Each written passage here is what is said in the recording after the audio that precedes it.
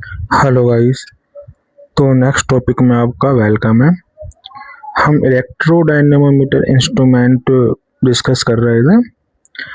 आज हम देखने वाले हैं इलेक्ट्रोडायनेमोमीटर इंस्ट्रूमेंट की टॉर्क इक्वेशन के बारे में। आपको पता है कि एक हमारे पास फिक्स कॉइल होती है और एक हमारे पास मूविंग कॉइल होती है। तो जो हमारे पास डिफ्लेक्टिंग टॉर्क आता है उसका फॉर्मूला होता है I1 I2 Bm upon D theta. हालांकि इसका डेरिवेशन होता है लेकिन हमको यहाँ पे डेरिवेशन की कोई नीड नहीं है। अच्छा, आपको पता है कि अब इलेक्ट्रोडायनेमोमीटर इंस्ट्रूमेंट AC एंड DC दोनों पे वर्क कर सकता है। मैंने माना I1 करंट मेरा IM1 साइन ओमेगा टी है एंड I2 करंट मेरा IM2 sine omega T plus phi है। मीन्स दोनों करंट के बीच मेरे पास फाई एंगल का डिफरेंस है। अब हमें जो एवरेज टॉर्क मिलता है उसका फॉर्मूला होता है I1 RMS I2 RMS cos phi dm upon D theta. Guys बहुत ही इंपॉर्टेंट फॉर्मूला है, ये डेरिवेशन की नीड नहीं है। अच्छा, जैसे हमने देखा था कि PMMC को हम एज ए एमीटर यूज कर सकते हैं, वोल्टमीटर, तो अब हम देखने वाले हैं कि जब हम ED टाइप इंस्ट्रूमेंट को एज ए एमीटर यूज करेंगे तो उसका कनेक्शन कैसा होगा। तो यहाँ पे हम क्या करते हैं, fix coil and moving coil को हम सीरीज में कनेक्ट कर देते हैं। लिखा हुआ भी है, in this fix coil and moving coil are connected in series. अच्छा, अगर ये सीरीज में कनेक्ट है तो दोनों में करंट सेम फ्लो हो रहा होगा और जो मेरा एंगल है वो 0 डिग्री। तो हमें जो फाइनली एवरेज डिफ्लेक्टिंग टॉर्क मिलता है वो मिलता है I square RMS dm upon D theta. अच्छा, और अगर हम DC ऑपरेशन की बात करें तो आपको पता है कि DC में तो RMS value and average value same ही होती है। तो फाइनली हमें मिलता है IDC square dm upon D theta. अच्छा, आगे हम बात करें कंट्रोलिंग टॉर्क की, तो हम यहाँ पे स्प्रिंग का यूज करते हैं। TC is equal to K theta at final deflection point TD is equal to TC।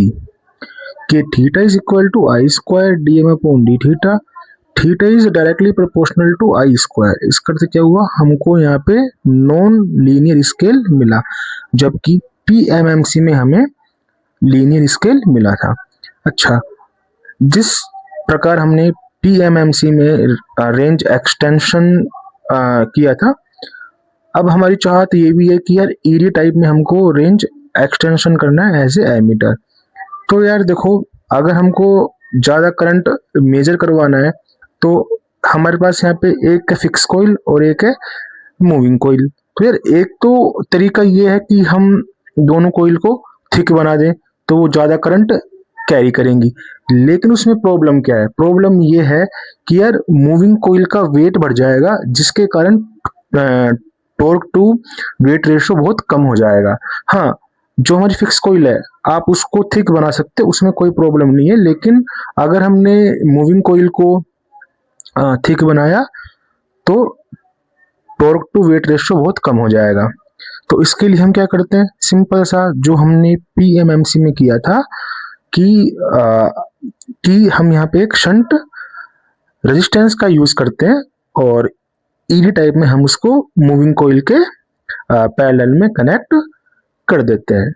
जैसा कि आप इस वाले डायग्राम में देख सकते हैं, ये हमारे पास फिक्स कॉइल है एंड ये हमारे पास मूविंग कॉइल है एंड मूविंग कॉइल के पैरेलल में हमने यहाँ पे एक शंट रजिस्टर ऐड कर दिया। ठीक है। अच्छा, अगर मैं मूविंग कॉइल के इम्पीडेंस की बात करूं तो हो जाएगा R प्लस जे ओमेगा एल। ओके। अच्छा, अब मैं चाहता हूं कि जो मेरा मूविंग कॉइल है उसमें कितना करंट फ्लो होगा। तो यार देखो, सीधी सी बात है, ये मेरा मूविंग कॉइल है तो इसमें देखो टोटल करंट आई आ रहा है एंड हमने यहाँ पे सिंपल करंट डिवीजन रूल लगा दिया। तो हमें जो IMC मिला वो मिला C इंटू आई, और अब यहाँ पे C क्या है, RSH upon RSH plus Z MC। I hope ये डेरिवेशन आपको यहाँ पे समझ में आ गया होगा। अच्छा, तो अगर अब मैं बात करूं डिफ्लेक्टिंग टॉर्क की, तो हमें जो फाइनल डिफ्लेक्टिंग टॉर्क मिलता है वो मिलता है CI² dm/d थीटा। अगर मैं फाइनल डिफ्लेक्शन पॉइंट की बात करूं तो वहां पे क्या होगा, controlling torque and deflection torque दोनों इक्वल हो जाएंगे। So k theta is equal to CI² dm/d theta.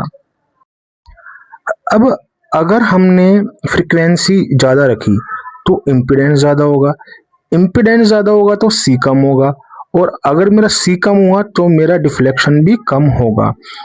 इसीलिए क्या होता है कि at higher frequency it reads low, hence Erie type ammeter is only used for 0 Hz to 125 Hz। Guys बहुत important fact है, एंड हर एग्जाम में ये वाला फैक्ट्स तो आता ही आता है स्टेटमेंट की फॉर्म में। और इसके पीछे का रीजन मैंने आपको बताने की कोशिश करी। अगर मेरी फ्रीक्वेंसी ज़्यादा होगी तो इम्पीडेंस ज़्यादा होगा, इम्पीडेंस ज़्यादा होगा तो C कम होगा, C कम होगा तो हमें कम डिफ्लेक्शन मिलेगा।